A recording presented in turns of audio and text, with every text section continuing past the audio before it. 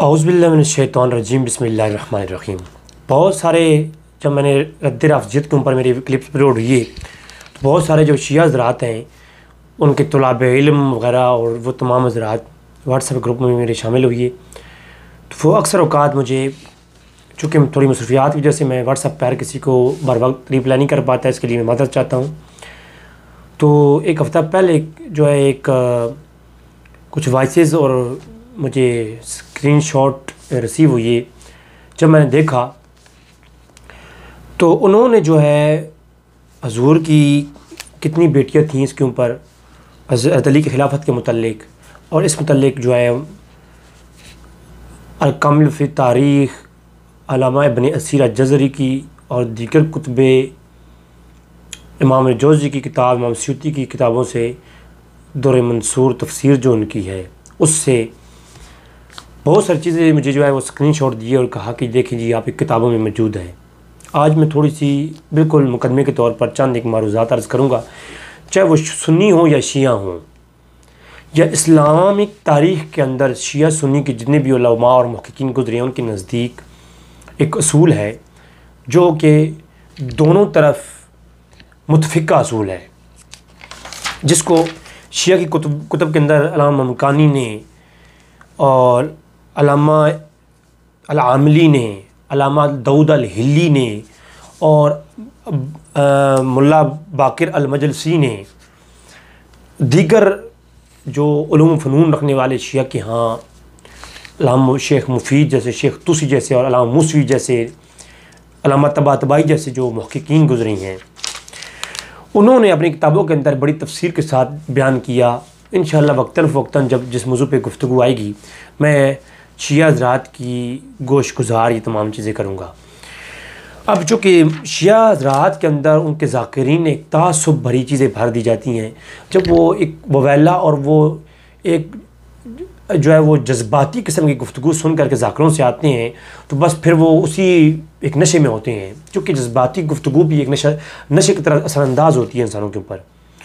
कई एक बातें झूठी की जा रही होती हैं, ज़ाकिर कर रहे होते हैं स्टेज पर बड़े ज़ोर लवाम खड़ी होकर के अपने कपड़े फाड़ रही होती है, क्योंकि फ़न ख़ताबत एक बुरा फ़न है।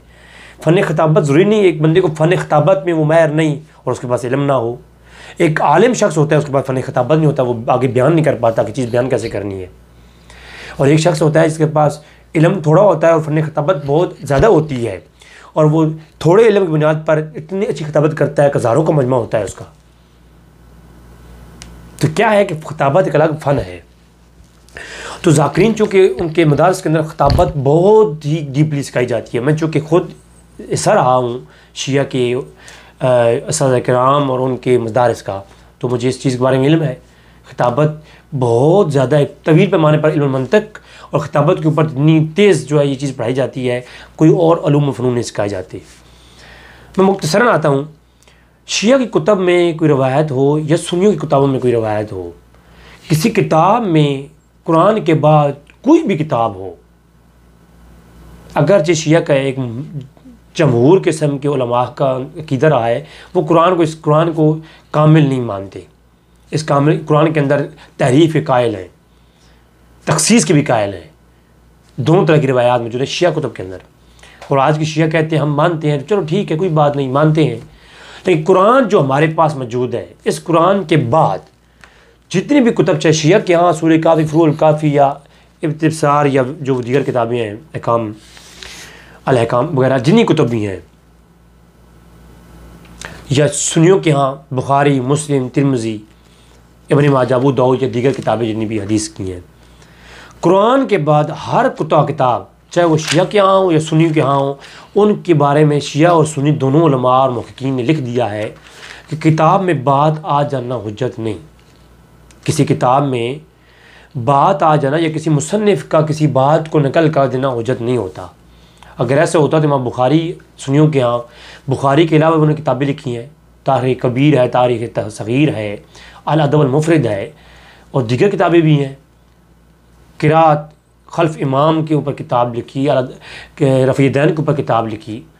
तो इसका मतलब ये नहीं कि इमाम बुखारी रहमहुल्लाह की हर किताब के अंदर जो बात भी आ गई वो बुखारी ने निकल की तो वो ऑथेंटिक होगी। अब शिया के यहाँ सबसे बेमोतबर कुरान के बाद जो किताबें मानी जाती हैं, जिनके बारे शिया ने कौल कर रखा है कि ये जो असूल काफ़ी और फरूल काफ़ी किताबें हैं ना, शिया के लिए ये काफ़ी हैं। तो ये सबसे मोतबर किताबें हैं, जो सहा अरबा हैं शिया के यहाँ, उनमें ये सरफहरिस्त हैं। तो उनके अंदर भी कोई रवायत आ जाए तो उनके यहाँ भी यही असूल है। मैं इंशाल्लाह जब इस पर काफ़ी गुफ्तगू पहले हो भी चुकी है, शिया के रावियों के ऊपर जब मैंने बात की, तो उनके यहाँ भी ये असूल है कि जब कोई रवायत शिया की कुतुब में भी आ जाए तो उसकी पहले हैसियत देखी जाएगी, ना कि रवायत की सनद देखी जाएगी, उसका मतन देखा जाएगा।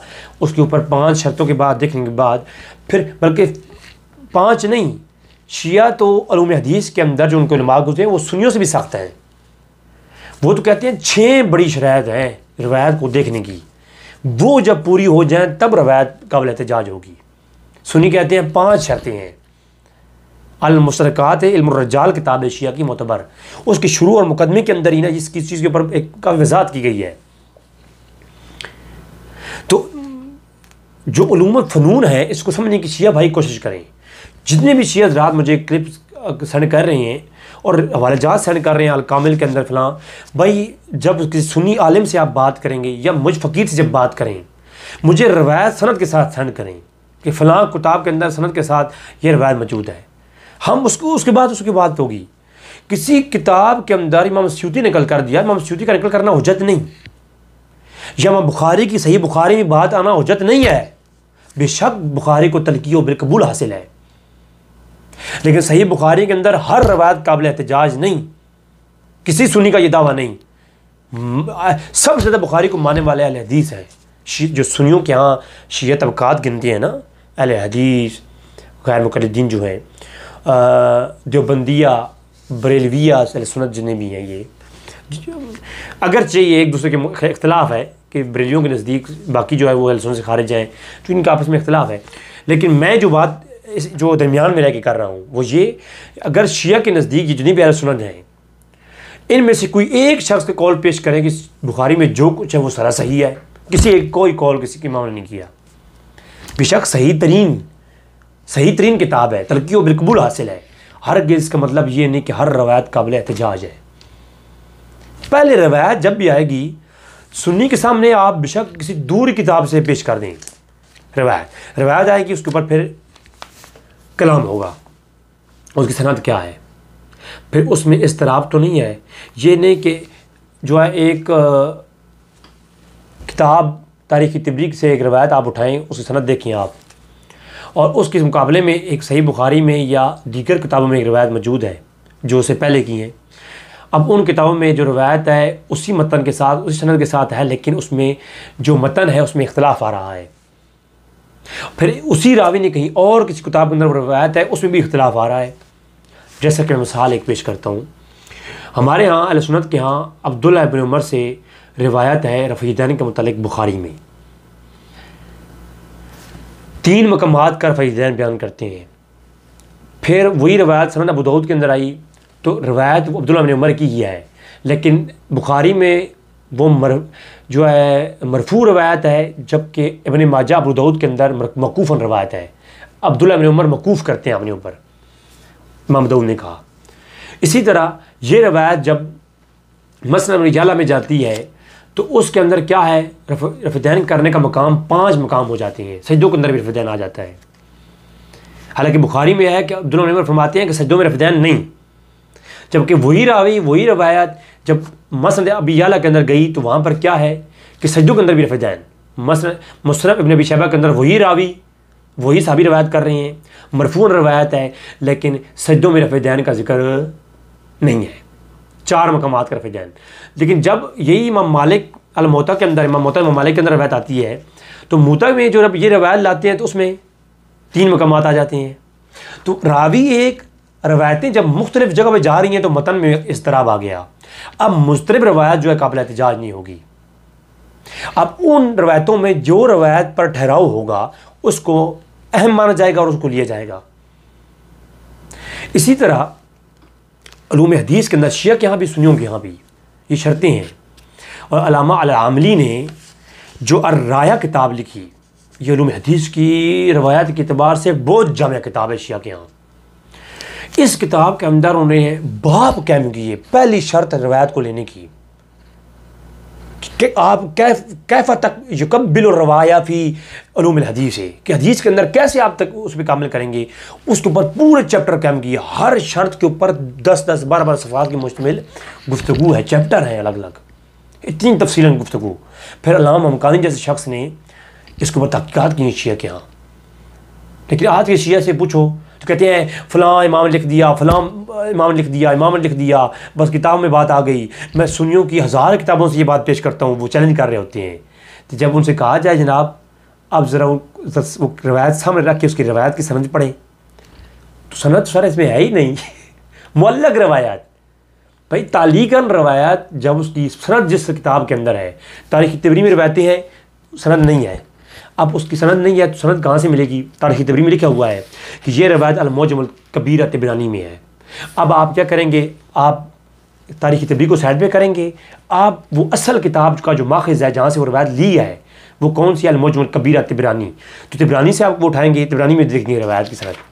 जब आप सनद देखेंगे उसमें क्या है, रावी देखेंगे, रावी को सिमा कब हुआ, सिमा है कि नहीं है, रावी सिक्का है कि नहीं है, और उस रवायत के मतन पे कोई एतराज़ तो नहीं है। अब कई एक रवायतें हैं सनद सही, कई एक रवायतें हैं मसनद अबी याला के अंदर सनद सही है, उनकी सिमा भी सही है, सनद के अतबार से 110% रवायत सही है। लेकिन जब वही मतन देखते हैं तो मतन में एक आयत लिखी हुई है। मैं मिसाल पेश कर रहा हूँ एक, हालांकि इस तरह की जमहूर किस्म की रवायतें हैं। मेरी ऑलरेडी क्लिप बाग फितह के ऊपर क्लिप आया, मैंने दिखाया भी है आपके सामने। तो अब जो है मतन में क्या है कि जब ये आयत उतरी तो अल्लाह के रसूल ने इसके ऊपर ये हुक्म फरमाया मदीना के अंदर। जब तहकीक होती है मालूम होता है ये तो आयत मदीना में उतरी नहीं है, ये तो मक्का में उतरी है, मक्की आयत है। आयत मक्की है, हदीस में आ रहा है कि रवायत भी सनद भी सही, मतन में इस्तराब आ गया, इख्तलाफ आ गया, और वो इख्तलाफ जो जामिया है, यानी कुरान की सब पे इत्फाक है कुरान की ये आयत तो मक्का में उतरी, जबकि इधर आ रहा है कि ये मदीना में उतरी ग़ज़वे बदर के बाद। अल्लाह के रसूल ने ये जब आयत उतरी ग़ज़वे बदर के बाद तो अल्लाह के रसूल ने ये फरमाया कि ग़ज़वे बदर हुई है तो अब ये आयत, हालांकि वो आयत ऑलरेडी ग़ज़वे बदर से पहले उतर चुकी है। हदीस बयान कर रही है कि वो अल्लाह के रसूल बैठे हुए थे ग़ज़वे बदर, और ग़ज़वे बदर का मकाम गुजर चुका था, बदरियों के बारे में अल्लाह के रसूल ने बयान फरमाया, उसके बाद ये आयत उतरी। भाई बदर तो अभी हुई नहीं थी तो पहले वो आयत उतर चुकी है। कुरान तो इस तरह बयान कर रहा है, सबका इत्फाक भी इस पे है, सनद भी सही है, और रवायत के अंदर तो इस्तराब आ गया, इख्तलाफ आ गया, उस रवायत को फिर तर्क करते होते हैं या उसकी को तावील करते हैं, और मुहद्दिसीन ने इस पर बहस कर रखी है। तो सुन्नी शिया के यहाँ जो मेरी बात करने का मुख्तसर सा जो मफ़हूम और मतलब है वो ये है कि रवायत किताबों में आ जाना हुज्जत नहीं, चाहे 100 किताबों में हो, सनद का सही होना हुज्जत है। पहले रवायत को देखेंगे, उसकी सनद पेश करें, सनद बात करें, असनादी हैसियत ठीक हो, उसके बाद जाके। और शिया के यहाँ एक बहुत बड़ा, मैं समझता हूँ कि ये इल्मी ख़यानत में कहता हूँ, बहुत सारे भाई ऐसे कर रहे होते हैं। अब मैं मिसाल के तौर पर एक शख्स का नाम लेता हूँ, फुदैल इब्ने फुदैल अल-कूफ़ी, एक रावी है। उस रावी के बारे में अब शिया जब इस एक रवायत लेते हैं उसमें अल-फुदैल आ गया तो शिया कहते हैं जी देखो जी लिसान मिज़ान में है जी कि इमाम इब्न मोइन ने कहा कि फुदैल और उनसे कौन जी जनाब जी आ गया जी अल-कामिल अल-कबीर के अंदर आ गया, अल-दुफ़ा अल-कबीर के अंदर आ गया कि ये जो है सिक्का है जनाब, सिकात इब्न हिब्बान के अंदर आ गया जी ये सालेह है। अब वो एक हवाले पेश करते रहते हैं कि फ़लाँ ने कहा सालेह, फ़लाँ ने कहा सिक्का। बहुत बड़ी, ये एक बहुत इल्मी तौर पर ख़यानत है ये। लेकिन जब आप उसी रावी के बारे में तबकात कोई भी खोलेंगे या सिकात इब्न हिब्बान खोलेंगे तो मालूम होगा कि जनाब अल्लामा दरवी ने कहा है कि ये जो है झूठ बोलता था, अल्लामा इसहाक़ ने कहा कि ये झूठा था, इब्न मोइन ने कहा सालेह है। अब ऊपर 4 कौल 5 कौल, नीचे 6-7 कौल उसके झूठ होने के, और दरमियान में इब्न मोइन ने कहा सालेह है, वो उठा लिया, ऊपर नीचे वाले सारे साइड भी कर दिए, क्योंकि मतलब की बात जो ये थी तर्जमा किसी रावी का सिक्का होना। अब शिया हज़रात कोई रवायत पेश करके इंसान में लिखा होता है बाकायदा, इस रवायत के अंदर ये रावी हैं और ये सारे सिक्का हैं। इब्न हिब्बान के अंदर कहा कि सिक्का है, फ़लाँ ने कहा ने सिक्का है, इब्न जो है इमाम मिज़्ज़ी ने कहा सिक्का है, ज़ेबी ने कहा सिक्का है। यार हैरान होता है बंदा कि यार कितनी बड़ी तहकीक है ये। लेकिन जब हम लिसान मिज़ान खोलते हैं मालूम होता है एक शख्स का कौल ऐसे का है 10 ने कहा हुआ है वो ज़ईफ़ है। अब 10 का ज़ईफ़ कौल छोड़ करके दरमियान में से एक कौल उठा करके देखो जी सब ने जब कहा सिका है तो ये रवायत सही है और इसमें तो ये है। अब भाई ऐसे नहीं होता। जब किसी रावी का तर्जमा आता है तो बहुत सारे कौल होते हैं उसके मुतालिक, जो जितना उसके बारे में जानता होता है वो उतना बताता है। अब एक कहता है जी मैं इसे मिला हूँ, उसके साथ मैंने 2 महीने गुजारे हैं, ये तो बहुत बड़ा झूठा था, रवायतें घड़ता था। एक शख्स कहता है मेरा मिस्र में उससे सिमा हुआ 3 दिन के लिए, तो मैंने देखा वो बहुत अजीम और साले इंसान था। अब 3 दिन की शख्स ने जो उसे बयान किया वो तो 3 दिन उसने नमाज़ें पढ़ी उसके सामने, अच्छे काम किए, उसने कह दिया सिका। जिसने 3 महीने गुजारे उसके साथ उसने कह दिया ये तो कज़ाब है, झूठ बोलता था। तो अब कौल 2 आ गए। एक रावी के मुतालिक जब 2 कौल आ जाए मज़ीद तहकीक होती है उसके ऊपर, फिर बहुत सारी कुतुब को कंगालना पड़ता है किस किस अस्मा और जाल के आलिम ने इसके बारे में कौन कौन से कौल कर रखे हैं, जिसके बारे में जो राय जमहूर की होती है फिर उसके मुतालिक वो फैसला होता है। या उसकी रवायत के ऊपर सुकनत अख्तियार की जाती है या फिर उसकी रवायत हसन लिगैर ही के दर्जे पर रख दी जाती है। अगर बहुत ज़्यादा कौल दरमियाने हों तो जब हसन लिगैर ही के मुकाम पर रवायत आती है उसके बाद फिर हम उसे शवाहिद के एतबार से या बाज़ जो है ना जो हराम और हलाल के मसले ना हों, ईमान और तकफीर के मसले ना हों, जो है तरहीब और तरहीब के मामले में फ़ज़ैल के एतबार से उस रवायत को हम शवाहिद में ले लेते होते हैं या उसको बयान कर देते होते हैं। जैसे कि ज़ईफ़ रवायत के बारे में मेरा लेक्चर आ चुका, उसमें मैंने हसन लिगैरी और हसन ज़ाती के मुतालिक तफसीर के साथ मैंने हदीस ज़ईफ़ के ऊपर घंटे का क्लिप रवायत की रोशनी में मैंने बयान कर दिया है। तो इंशाअल्लाह तबारक तआला उम्मीद है कि आप लोगों को चीज़ समझ आई होगी। आप लोगों की दुआओं को तालिब अपना भाई रज़ी भाई। अस्सलामु अलैकुम।